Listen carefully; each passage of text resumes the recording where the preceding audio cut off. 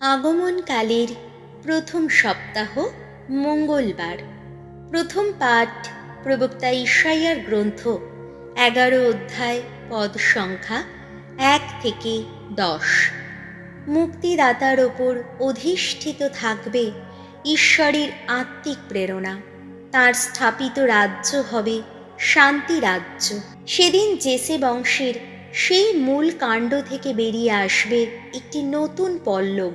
জেসে বংশের সেই শিকড় থেকে জন্ম নেবে একটি নতুন অঙ্কুর। সেই নতুন অঙ্কুর যিনি তাঁর ওপর অধিষ্ঠিত থাকবে ভগবানের আত্মিক প্রেরণা, প্রজ্ঞা ও বোধ বুদ্ধিরই আত্মিক প্রেরণা, সৎ উদ্দেশ্য ও সৎ সাহসেরই আত্মিক প্রেরণা, সৎ জ্ঞান ও ভগবৎ সম্ভ্রমেরই আত্মিক প্রেরণা। আর এই ভগবৎ সম্ভ্রম তাকে অনুপ্রাণিত করবে। তিনি বাইরের চেহারা দেখে কারো বিচার করবেন না, পরের কথায় কান দিয়ে রায়ও দেবেন না, বরং তিনি দুর্বল অসহায় মানুষের বিচার করবেন ধর্মেরই নীতিতে। এ পৃথিবীর যত দীনজনের সপক্ষে রায় দেবেন ন্যায়েরই বিধানে। তার বিচারের কষাঘাতে তিনি পৃথিবীকে প্রহার করবেন, দুর্জনকে তিনি হনন করবেন তার মুখের ফুৎকারে। ধর্মিষ্ঠতা হবে তাঁর কোটি বাস, বিশ্বস্ততা হবে তাঁর কোমর বন্ধনী। তখন নেকড়ে বাঘ মেষ শাবকের সঙ্গে বাস করবে, চিতা বাঘ শুয়ে থাকবে ছাগল ছানার পাশে, বাছুর আর সিংহের বাচ্চা একসঙ্গেই চড়ে বেড়াবে।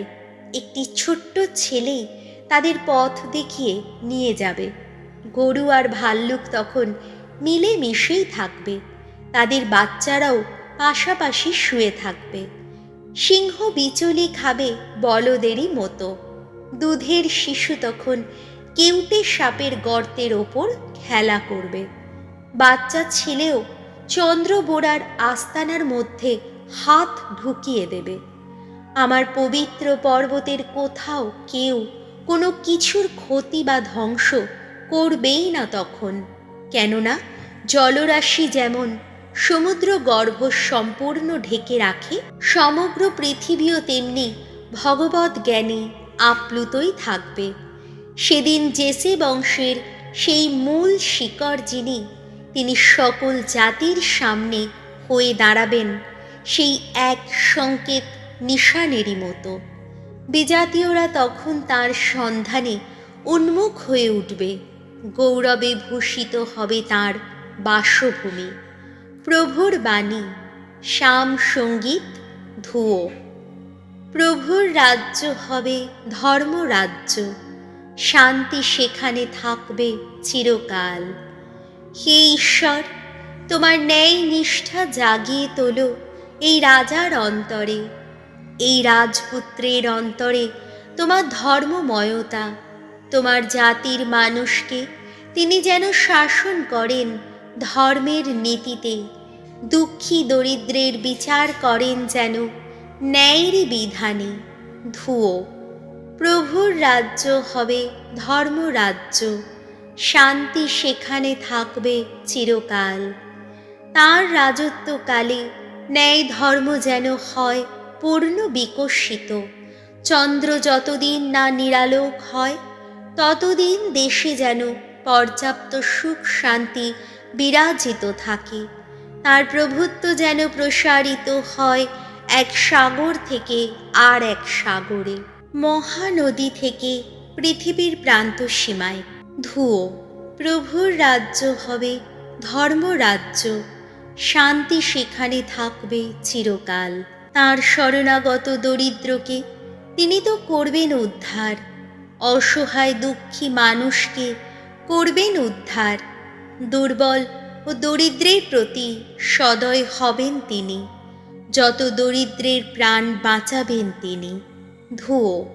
প্রভুর রাজ্য হবে ধর্মরাজ্য, শান্তি সেখানে থাকবে চিরকাল। অমর হোক তাঁর নাম, এই সূর্যের নিচে সে নামটির গৌরব আরও বাড়তেই থাকুক। তাঁরই আশ্রয়ে আশিস ধন্য হোক সমস্ত মানুষ, সমস্ত জাতি বলুক পরম সুখী তিনি ধুয়ো। প্রভুর রাজ্য হবে ধর্মরাজ্য, শান্তি সেখানে থাকবে চিরকাল। বাণী বন্দনা, জয় জয় প্রভুর জয়। দেখো আসছেন প্রভু মহান শক্তি নিয়ে, আহা নতুন আলো জ্বালাবেন তিনি ভক্তের অন্তরে। জয় জয় প্রভুর জয়। লুক রচিত মঙ্গল সমাচার 10 অধ্যায়, পদ সংখ্যা 21 থেকে 24। যিশু পবিত্র আত্মার আবেশে আনন্দে আপ্লুত হন। যিশু একদিন পবিত্র আত্মার আবেশে উল্লসিত হয়ে বলে উঠলেন, হে পিতা, হে স্বর্গমর্তের প্রভু, আমি তোমার বন্দনা করি, কারণ ঐশ্ব রাজ্যের এই সমস্ত কথা তুমি জ্ঞানী ও বুদ্ধিমান লোকদের কাছে গোপন রেখেছ আর প্রকাশ করেছ নিতান্ত শিশুদেরই কাছে। হ্যাঁ পিতা, এই তো তুমি চেয়েছিলে, এতেই ছিল তোমার আনন্দ। যিশু বলে চললেন, আমার পিতা আমারই হাতে সমস্ত কিছু তুলে দিয়েছেন। পুত্র যে কে পিতা ছাড়া আর কেউই তা জানে না, আবার পিতা যে কে তাও কেউ জানে না শুধু পুত্র ছাড়া, আর পুত্র নিজেই যাদের কাছে পিতাকে প্রকাশ করতে চায় তারা ছাড়া। তারপর শিষ্যদের দিকে ফিরে যিশু আলাদাভাবে তাদের বললেন, তোমরা এখন যা দেখছো, যারা তা দেখতে পায় ধন্য তাদের চোখ। আমি তোমাদের বলছি, তোমরা এখন যা দেখছো, অনেক প্রবক্তা অনেক রাজাই তা দেখতে চেয়েছিলেন কিন্তু দেখতে পাননি। তোমরা এখন যা শুনছো, তারা তা শুনতেও চেয়েছিলেন কিন্তু শুনতে পাননি। প্রভু যিশুর মঙ্গল সমাচার।